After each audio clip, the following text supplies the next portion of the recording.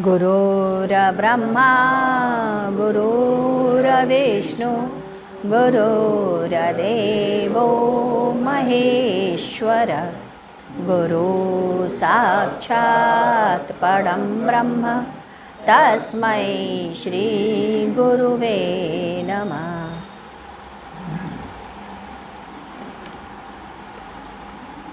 आइए आगे की तरफ पढ़ें। स्थूल शरीर व सूक्ष्म शरीर का निर्माण कैसे हुआ? स्थूल शरीर का निर्माण वीर्य, जल, वायु और अन्न से हुआ। सूक्ष्म शरीर का निर्माण 5 ज्ञानेंद्रियों और अंतःकरण अर्थात मन, चित्त, बुद्धि और अहंकार के द्वारा बना। कारण शरीर का निर्माण प्रकृति, जीव और चेतन के सहयोग से बना। महाकारण यह अवस्था है कि मैं ब्रह्म हूँ। यह जो भ्रम है यह महाकारण है। आत्मा यही चेतन सत्ता है, शुद्ध चेतन सत्ता। कैवल्य अवस्था ध्याता, ध्येय, ध्यान और सब एक है, यानी त्रिकुट की अवस्था है। हंसा अवस्था में प्रवेश करने पर बहुत से बंधन छूट जाते हैं। जन्म और मृत्यु से आप परे हो जाते हैं। इसके पश्चात 18 मई सन 1994 बुधवार, प्रत्येक पुरुष व स्त्री विवाह क्यों करना चाहते हैं? क्योंकि उनके अंदर इच्छाएं होती हैं, वह ललायित होते हैं। कैसे दोनों विवाह के लिए विहल अक्सर देखे जाते हैं।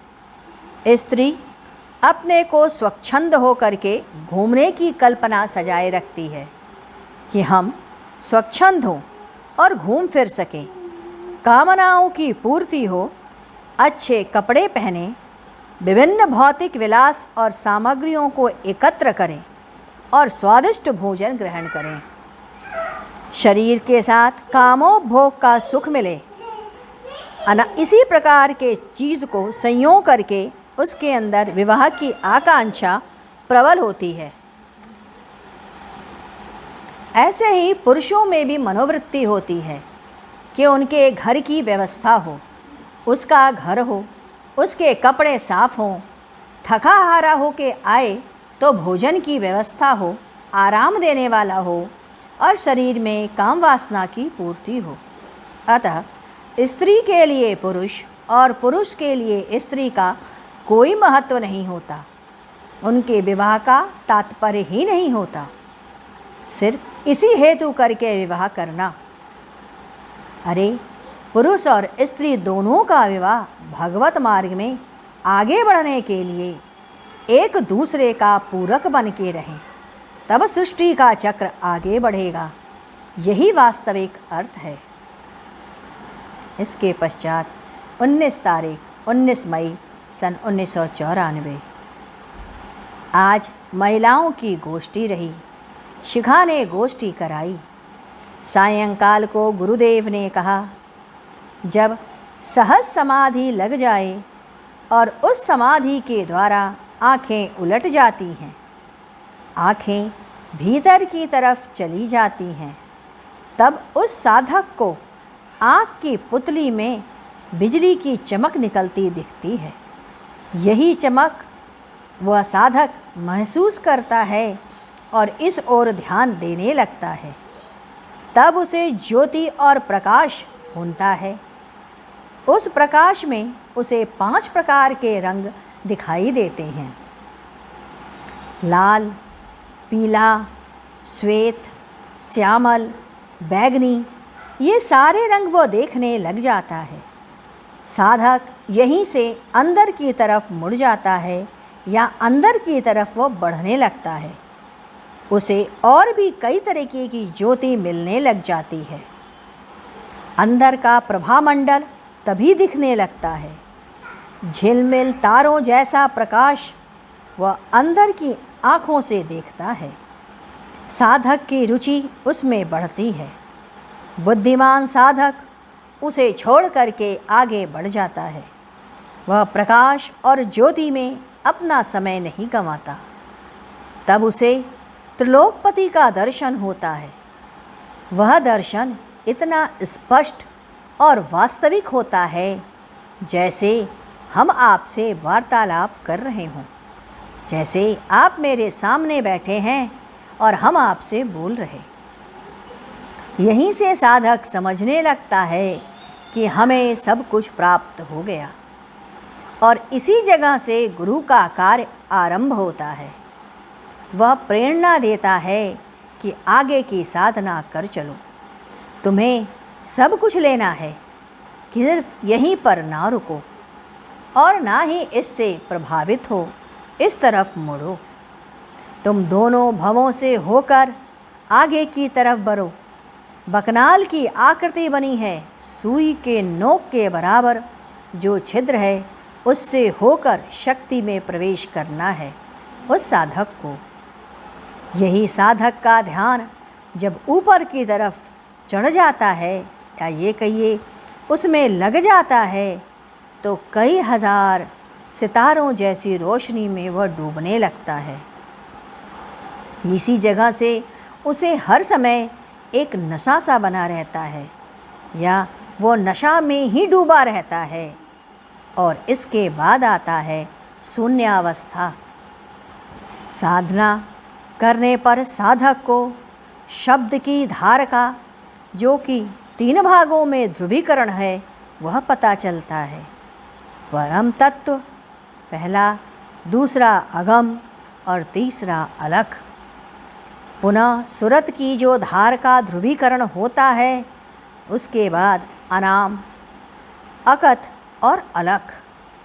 इसके नीचे आने पर महाशून्य की स्थिति की तरफ वो बढ़ता है, और महाशून्य के बाद सचखंड में, जहाँ सहस्त्र दल कमल यानी हजारों पंखुड़ियों का प्रकाश, और उसमें उस त्रिकुट में वह बैठ जाता है, और उसके ऊपर का सतलोक या 7 चक्रों का भेदन आना शुरू होता है।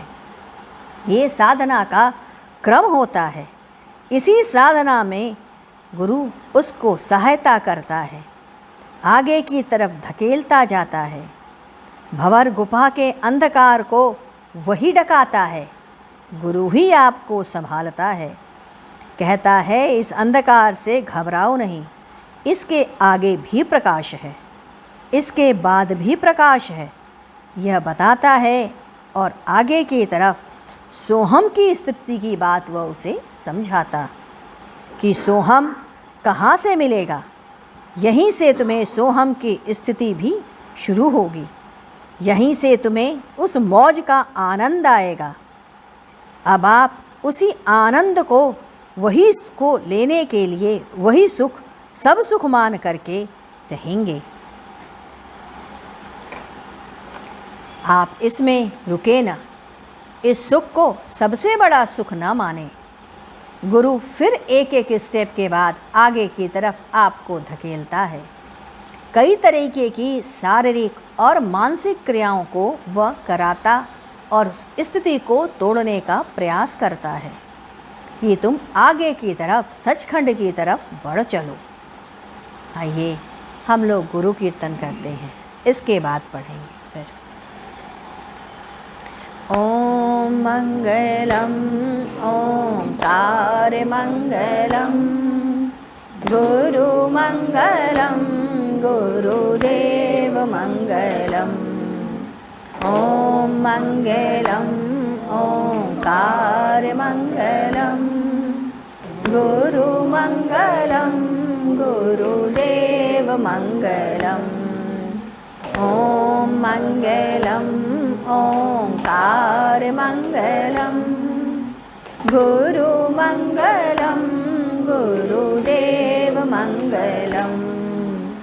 ओम मंगलम ओंकार मंगलम, गुरु मंगलम गुरुदेव मंगलम। ओम मंगलम ओंकारमङ्गलं गुरुमङ्गलं गुरुदेवमङ्गलम् ॐ मङ्गलं ओंकारमङ्गलं गुरुमङ्गलं गुरुदेवमङ्गलम् ॐ मङ्गलं ओंकारमङ्गलं गुरुमङ्गलं गुरुदेवमङ्गलम् बोलिए सद्गुरुदेव महाराज की जय। सद्गुरु तुम्हें शत शत नमन, सद्गुरु तुम्हें शत शत नमन, सद्गुरु तुम्हें शत शत